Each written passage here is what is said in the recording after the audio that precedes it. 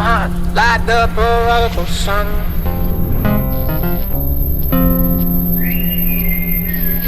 Big up Bartolini, Meanie, Money, Mo, and Flower, you're the chosen one.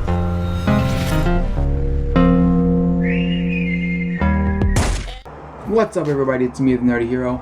I'm here to do my top 6 movies of the year. Well, actually not top 6 of the year. Top 6 comic book movies of the year.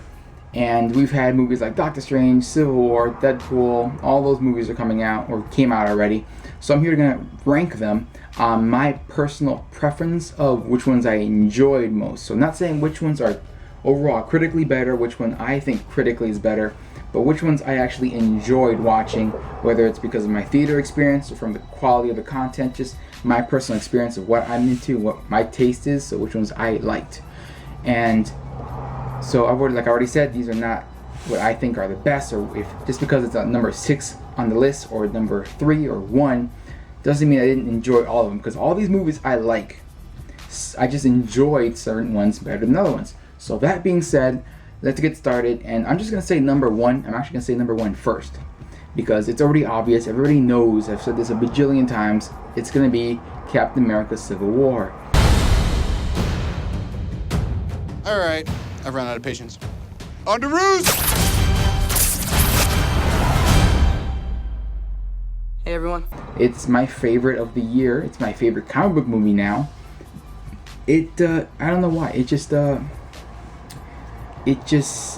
hit me, not emotionally, but like it hit every check mark I had.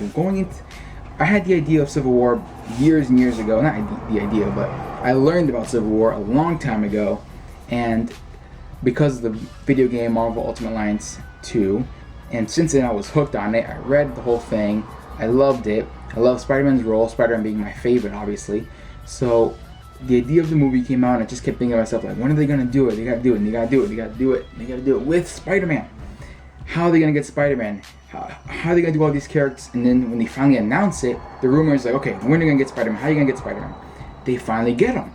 And then, okay, now you got Spider-Man. Who else you got? You have all these teams. Okay, Spider-Man's always going to go with Team Stark. It has to be with him. But you're like, oh yeah, but he'll switch over. I'm like, it doesn't matter if he switches over or not. This is a movie. It doesn't have to follow it exactly. Point is, I wanted Spider-Man and Tony Stark to be near each other. I liked the dynamic of the two of them, and that's exactly how it happened. And when I saw about, oh, they got Ant-Man on Team Cap, I'm like, what if Ant-Man become Giant Man, and then Spider-Man can swing off of him and do all this crazy stuff and climb on him? All that stuff was in my head at least a year before the movie ever came out. You know, an Ant-Man on bow, from Hawkeye's bow and arrow. Like all these little things I had check marked. I had my expectations so high, and I was scared because I put them this high, as I should really put them down here. And when I do my expectations that high, they're usually going to fail. But it didn't. The movie checked off all those little things. Every little thing I had in my head, in my own personal head of what I wanted to see, they did all of it. And Tom Holland as Spider-Man was amazing. I remember when they announced that Andrew Garfield was not going to be coming back. In my head, again, all this stuff goes on in my head. I had already known and accepted the fact that if Spider-Man ever came into the MCU, that Andrew would not come with it. I had, like, when I first thought of the idea or heard about the idea, like a year or 6 months before it ever actually happened, I was very upset. And then I slowly came to accept it, and when it actually did happen, I was already over it. Let's just move forward. Of course, the internet exploded, but then we got Tom Holland, who is such an awesome Spider-Man. He portrays Andrew's Spider-Man and like Tobey Maguire's Peter Parker, like just perfectly. It's awesome. So, moving forward past Spider-Man, there's the whole plot. Let's talk about the villain, because one of the flat points of the movie. But I, again, actually really like him. I don't think he's the best villain, but I'm just saying as a point of view of a human being who, he even says it, he's like, I can't kill them, better men than me have tried. He accepts that he wants them to turn against each other. Is his plan solid? No, it's lots of loopholes and a lot of just getting lucky of how it all worked out. But, he's basically the only villain who's kind of won in the MCU. He made the Avengers fall apart. Do I think that they should have gone with him having more of a prominent role, actually having the purple mask and all that? I don't know, because, the way the story worked out, it required him to be that certain way.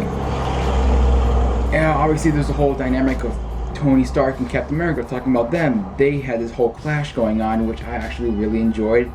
Obviously, especially at the end when it just shows that Bucky killed Tony's parents, which had been assumed since the Winter Soldier movie. And then I have the movie on Blu-ray, and I was watching the commentary, and the director said that this movie needed to happen. This movie needed to show that there's consequences for everything that they've done, whether it be saving human lives or destroying a city. There needs to be consequences for how things are being done, because this movie just perfectly brought everything together. And I feel like it hit at the perfect time, if anything. I think this is an awesome moment. The movie was awesome. It just hit everything for me. That's why I personally enjoyed it so much, laughed a lot, was, shock and awe watching all this stuff happening. So that's why it's my favorite. But besides that movie, let's go on back to the list. So now we have 2, 3, 4, 5, and 6. So now we did 1, now we're going to jump to 6, and then we're going to go all the way up to the second one. So now it's going to be, what's the 6th movie in the year for me of all the comic movies? Which, by the way, I'm not going to be counting anything from Star Wars, anything from, because Rogue One hasn't even come out by the time I'm recording this, so Rogue One doesn't count for me. I'm not going to do Max Steel, that's not going to, no. And the Teenage Mutant Ninja Turtles is not going to be part of this, so it's basically just the Marvel and DC movies. So now back to number 6. Number 6, this is where people are going to start getting upset. But like I said, I enjoyed all these movies. Number 6 is Batman v Superman: Dawn of Justice.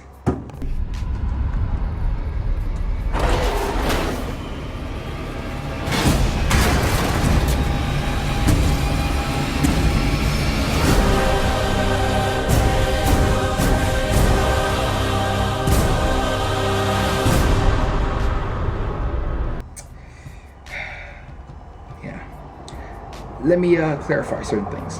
Gal Gadot, I love, and actually got to meet her at Rhode Island Comic Con. I love meeting her. She was awesome, super sweet and genuine person. But anyway, back to the movie. Gal Gadot was Wonder Woman, nailed it. She was awesome. We didn't get much of her. Her movie's coming up soon, so we get to see more of that. Ben Affleck as Batman, I loved him. He was cool. I didn't like that he killed. Hopefully they're gonna pull back on that in the next Justice League and everything. So those are 2 things I liked. Here's the things I didn't like. Actually, no. One more thing. You know what? No, 2 things I liked. Something in the middle before I get to what I don't like. Tone. I don't mind a dark tone. I like a dark tone, but I feel like if a movie takes itself too seriously and it's dealing with certain things where it's like, superheroes or something like that, and it gets too serious, it kind of takes me out of it, because it's like, this guy's a guy wearing a cape, blue suit and a red cape, and flying around doing everything truth, justice, American way. I mean, you need to have a little levity in it. Not saying go all slapstick comedy or like Guardians of the Galaxy or be like Marvel. Just What are you doing? Dance off, bro. Me and you. Visually, the movie is a beautiful masterpiece. If you watch visually, a lot of things just stick out. I'm just like, whoa, this looks amazing. But then you get into the substance. Remember, style over substance is a downfall for me. The pacing of the movie, I don't think I had a big problem with the pacing. Obviously, there is the extended cut, which I have yet to see, and I heard that the extended cut flushes things out a lot more, and it just feels much more natural, which is great, and I will see it one day. But regardless, I'm still talking about the theatrical cut of all these movies in my list. So, with that being said, Superman, when it comes to Henry Cavill, who I really liked Superman in Man of Steel, that movie. Here, some of his dialogue was just, I did not like it at all.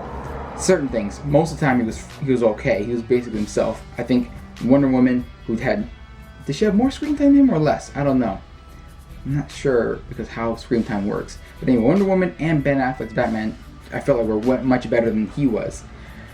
There was obviously some more negatives. So with Doomsday, I didn't like the way he looked. I feel like if they're gonna fight him so that he would keep transforming, they should have kept fighting him a lot longer, so he would keep transforming and be the Doomsday that we know from the comics. Bro, maybe have the bone beard, or maybe not. Just, I don't know, needs more bones basically sticking out. Needs all that crazy stuff. Needed him to look more like that and not look like a Down syndrome version of the Teenage Mutant Ninja Turtles.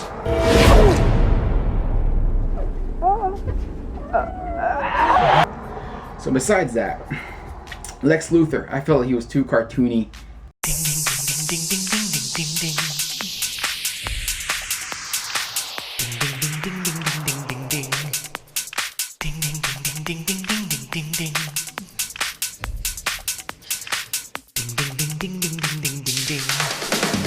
too weird. Like that whole scene at the gala, was it the gala, whatever that party that Lex Luthor had, where he starts like getting angry in front of the audience. Like, what was that little temper tantrum? He never has that again. I don't get it. Maybe it's some more metaphorical thing that went right over my head. I don't know. What else? Oh, and the Batman v Superman part of it. That lasted for 5 minutes, and the fight didn't even make sense. How Batman starts the fight here, but sets his plan, the whole kryptonite spear, like 3 blocks away, or it's in the building next door. I don't know. The point is, he doesn't have it with him. Why don't you make that like a big plot hole right in that exact moment? Why didn't you use the kryptonite and make bullets so that when Superman steps on that trap, the guns come out and just shoot him with bullets? Bam, you're done. Well, here I am. Bruce, you have to listen to me. Lex Luthor is behind everything.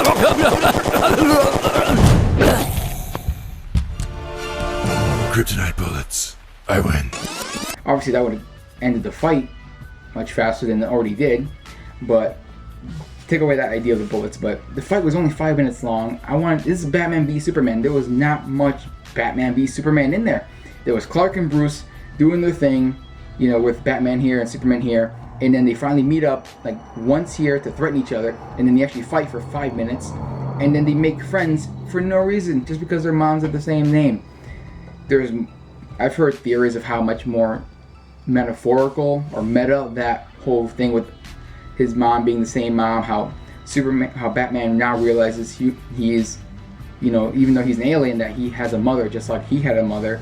And there's a whole spiel about that. But I'm like, that doesn't matter, because the line you literally gave is, if there's even a 1% chance of him destroying everybody, you have to take that as an absolute certainty. So screw whatever mother he had, you have to kill him. That was your whole point of the whole movie. But no, same mom, we're friends now. That bugs me. Anyway, let's move on. That was number 6. Like I said, I don't own it. I'm gonna buy it, and I'm gonna have it, the extended cut at least, and I'm gonna watch it every now and then. The movie is worth buying, and it's an okay movie. Visually, it's beautiful though. Moving on to number 5 on the list. This one, I expected better from its previous movie, X-Men Apocalypse. Well, you've been busy. We had a little help. Yeah, I have nothing else to say. It's X-Men Apocalypse. Quicksilver was awesome, extremely overpowered, but awesome. I love watching Michael Fassbender as Magneto. I love watching him, especially in the first one, in First Class. That whole scene in the Cuban bar, or is it Mexico? I don't know. I love that scene. Obviously, him in Days of Future Past was brilliant, and he's also brilliant in this movie for most of it, until the ending. I just don't like the whole final battle, how it all worked out, and at the end, everything's happy-go-lucky at the end. How Magneto is now living, he's not living with him, but how he's friends with Charles, and he's helping build the school, and everything's happy again with him. I'm like, you just killed like 1 billion people. Where's the government? Is not the government gonna chase him down and freaking try to, like, he killed a lot of people. Him alone. Not even with Apocalypse. Apocalypse was just puppeteering all his little horsemen to do all this stuff. Angel was used at least better than Psylocke. Psylocke barely even said a word. She was just kind of there doing her thing. Angel was alright, but my favorite was still going to be Michael Fassbender as Magneto, at least in this franchise. I love him. My favorite X-Men personally is actually Nightcrawler, and I really liked what they did with Nightcrawler in this movie. They cut this whole scene out at the mall, which has been released online. The whole mall sequence is actually a really cool, fun mall sequence with just what's it? Okay, Cyclops, Jean Grey, Nightcrawler, and then wow, she barely did anything in the movie. I can't remember her name. In that scene, she does a little something, but the point is, regardless, there is still not much used of her. And in the movie itself, they cut that whole scene out. And regardless, I still liked watching them, all of them together. So that's with that whole mall sequence. It got cut out, which sucks. I really want to see more of it. You also got Professor X, Charles Xavier, which is another really talented actor playing this character. Love watching him, watching Michael Fassbender together. Those were great scenes together. But my biggest problem with the movie specifically is that they keep focusing on Mystique, played by Jennifer Lawrence, a little too much. In Days of Future Past, they made it work and it actually came across much more fluid. Here, she barely wears the suit, the whole blue suit thing, and she just feels like she's being put, especially at the very end, she's now leading the X-Men, which I believe in the comics she did lead them for a little bit, especially in the beginning stages, I think. I'm not sure, I didn't research that. Don't listen to me. Anyway, now she's leading the X-Men. At least the comics, the suits at the very end of the movie are comic accurate, which is great. But she's leading the X-Men. I'm like, no, don't have her. Have her go on the run again or something. And then Beast could have been leading them. Cyclops could have led them. Well, at the end of the movie, he didn't do much. So I think he's not in that leadership role. So if him not leading it at that moment didn't bother me, I think Beast should have led. But anyway, back to the biggest problem of the movie. The final fight has cool moments, but it just feels like it's just didn't feel any weight behind it. Even though the world's falling apart, apparently there was no weight, because at the end of it, he's just, he's like, oh, I made that decision. They weren't being mind controlled. The four horsemen weren't being mind controlled. They barely even manipulated. They made that decision on their own.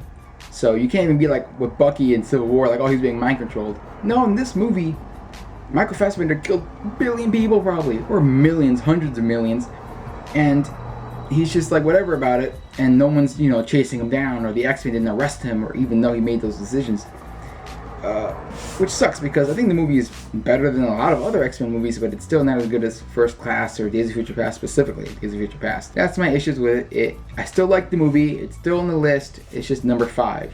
So now we're gonna move to number 4. Yeah, I can't count. Anyway, number 4 on the list. This one's a more recent movie that came out, and it is going to be Doctor Strange. What's this, my mantra? It's the Wi-Fi password. We're not savages. Now, this movie I really liked. It's just, I like the other ones above it even more so, whether they're better or worse critically. I'm just saying this movie is here on number 4 because it got pushed down because of the other two. I like this movie a lot. It's an awesome movie. I'm not going to say much because the review just came out for it, so you can just watch my review. Point is, I like the movie.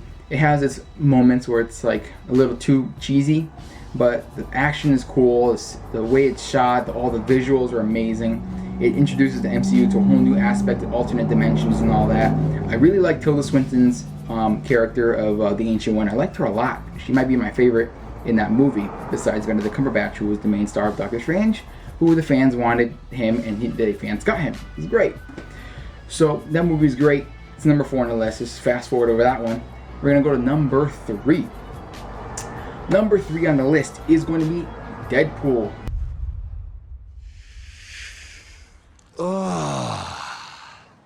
I'm touching myself tonight.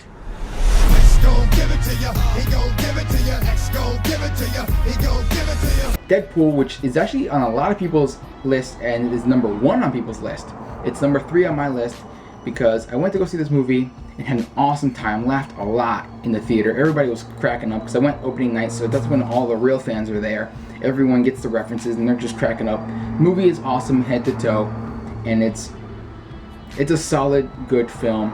And technically, critically, it should be either number 1 or number 2 on my list, because it's just it is a much better film than what I'm about to say. Because Ryan Reynolds is Deadpool, born to play that role. It was perfect, and the movie was good. Felt low budget, but at the same time, it also felt really great. And it's sad to see that the director Tim Miller has left now for Deadpool 2, but they just got one of the directors for John Wick, which is awesome. And the movie was such a fun time, especially with the soundtrack and all the references. Great. So we're gonna go down to number 2 on my list. So now we've had number 1, Civil War. Number 6, Batman v Superman. Number 5 is gonna be X-Men Apocalypse. Number 4 is Doctor Strange, and number 3 is Deadpool. Leaving only one other movie, and a lot of people do not understand how or why it's even this high on the list.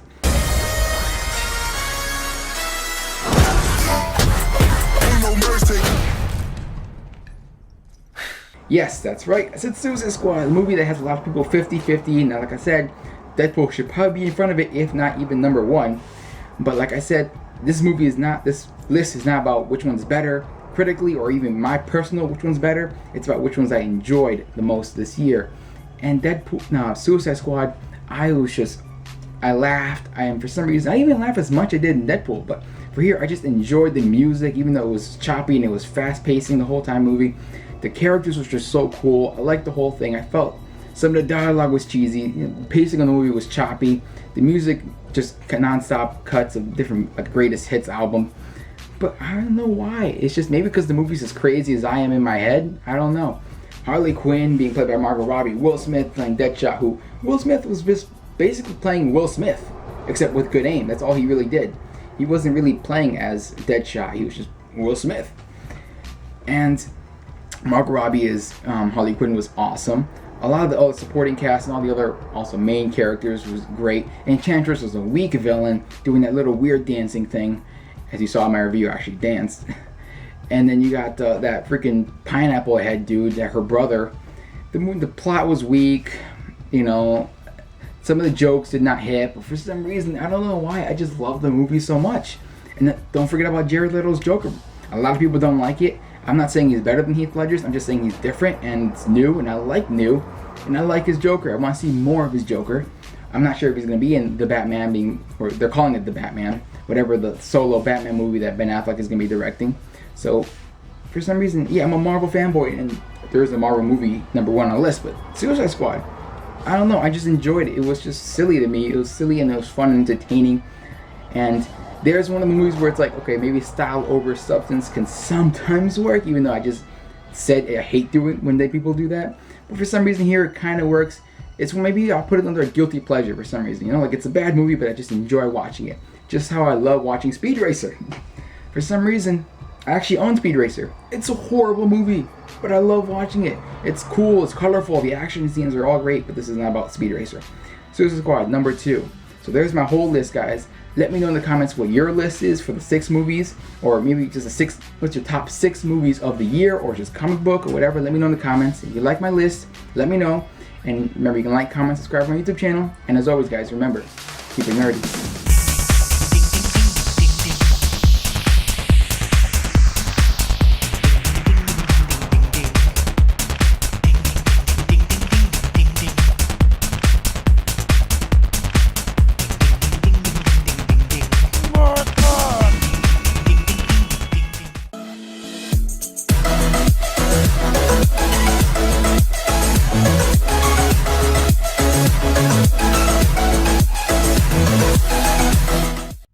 What's up, everybody? It's me, the Nerdy Hero. Just reminding you guys to check out TeePublic.com so you can check out all my latest Nerdy Hero shirts and gear, as well as to subscribe to my YouTube channel so you can check out my latest videos. And always, guys, remember, keep it nerdy.